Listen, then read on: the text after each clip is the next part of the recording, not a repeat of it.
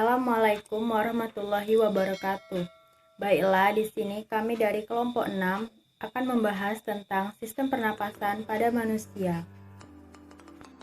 Assalamualaikum warahmatullahi wabarakatuh. Baiklah, saya Nanda Fitri akan menyampaikan materi tentang sistem pernapasan pada manusia.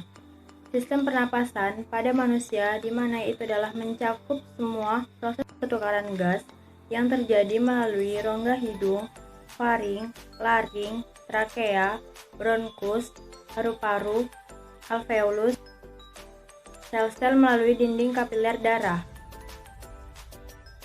Respirasi terdiri dari dua, di mana adalah respirasi eksternal dan respirasi internal. Respirasi eksternal di mana terjadi di paru-paru, di mana oksigen berdifusi ke dalam darah dan karbon dioksida berdifusi ke udara alveolar. Sedangkan respirasi internal di mana yaitu adalah terjadi pada jaringan yang melakukan metabolisme, di mana oksigen berdifusi keluar dari darah. Dari karbon dioksida berdifusi keluar dari sel. Alat-alat pernapasan di mana yang pertama yaitu adalah rongga hidung. Hidung merupakan organ pertama yang dilalui udara saat sedang bernafas. Yang kedua yaitu adalah faring. Udara dari rongga hidung masuk ke faring. Faring merupakan percabangan dua saluran, yaitu saluran pernapasan nasofaring pada bagian depan dan saluran pencernaan orofaring, di mana yaitu adalah pada bagian belakang. Assalamualaikum warahmatullahi wabarakatuh. Sebelumnya, perkenalkan, nama saya Yasnita Seturiani dengan NPM 1721160068. Baiklah, di sini saya akan melanjutkan materi dari teman saya, yaitu trakea. Trakea disebut juga pita udara, merupakan organ silindris sepanjang sekitar 10-12 cm dan diameternya 1,5 sampai 2,5 cm. Trakea memanjang dari kartilago krikoid pada laring hingga bronkus di toraks. Tenggorokan berupa pipa yang panjangnya kurang lebih 10 cm, terletak sebagian di leher dan sebagian di rongga dada atau toraks. Dinding tenggorokan tipis dan kaku, dikelilingi oleh cincin tulang rawan, dan pada bagian dalam rongga bersilia, yang mana silia tersebut berfungsi menyaring benda-benda asing yang masuk ke saluran pernapasan. Ujung bronkiolus berupa gelembung kecil, itu disebut dengan gelembung paru-paru atau alveolus. Selanjutnya adalah bronkus. Bronkus merupakan cabang tenggorokan. Batang tenggorokan bercabang menjadi dua bronkus, yaitu bronkus sebelah kiri dan sebelah kanan.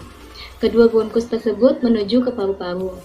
Bronkus sebelah kanan bercabang menjadi tiga bronkus lobaris, sedangkan bronkus sebelah kiri bercabang menjadi dua bronkiolus, yang mana cabang-cabang yang paling kecil masuk ke dalam gelembung paru-paru atau alveolus.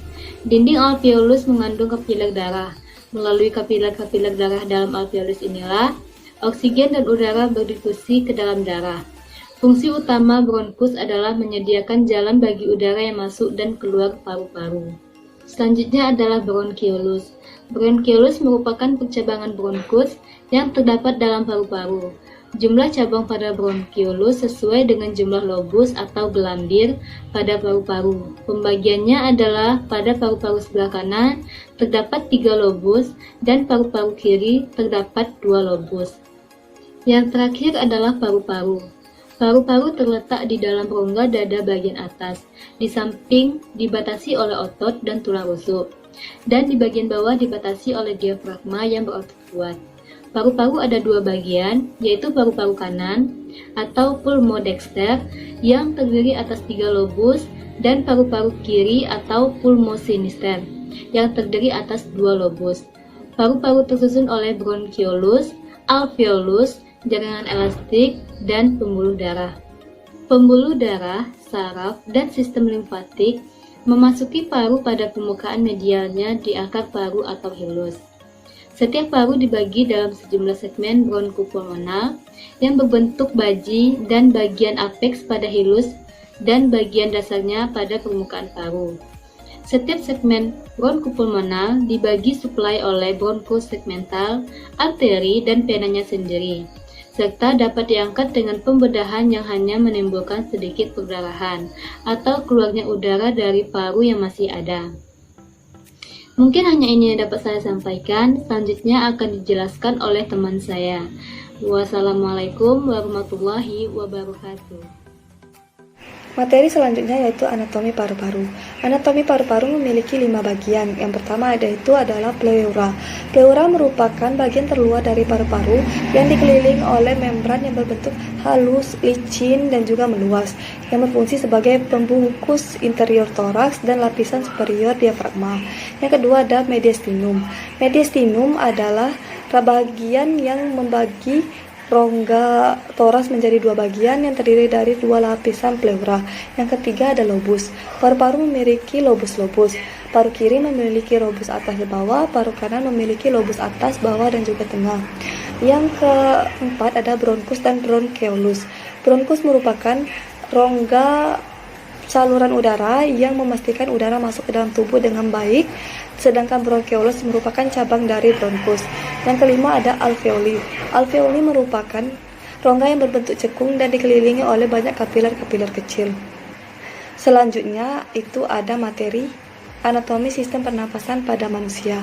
Yang pertama itu ada hidung. Hidung memiliki 2 bagian. Yang pertama bagian internal dan eksternal. Bagian internal merupakan bagian yang menonjol di wajah. Bagian eksternal merupakan bagian yang berlubang yang dipisahkan oleh septum. Yang kedua ada sinus paranasal. Sinus paranasal merupakan bilik peresonansi saat berbicara dan bagian ini merupakan bagian paling sering terinfeksi. Yang ketiga itu ada faring. Faring merupakan penghubung hidung dan rongga mulut ke laring. Faring memiliki 3 bagian atau dibagi menjadi 3 bagian, yaitu nasal, oral, dan laring. Selanjutnya laring. Laring itu adalah struktur epitel kartilago yang menghubungkan faring dan trakea. Baiklah, saya akan melanjutkan presentasi dari teman saya, yaitu tentang penyakit dan kelainan sistem pernapasan. Ada beberapa kelainan ataupun penyakit pada sistem pernapasan, diantaranya yaitu emfisema, asbiostasis, kanker paru-paru, TBC, kemudian difteri, bronkiolitis, faringitis, asma, asfiksi, laringitis, influenza, rejan, paru-paru hitam, pneumonia, infeksi saluran napas atas, dan bronkitis.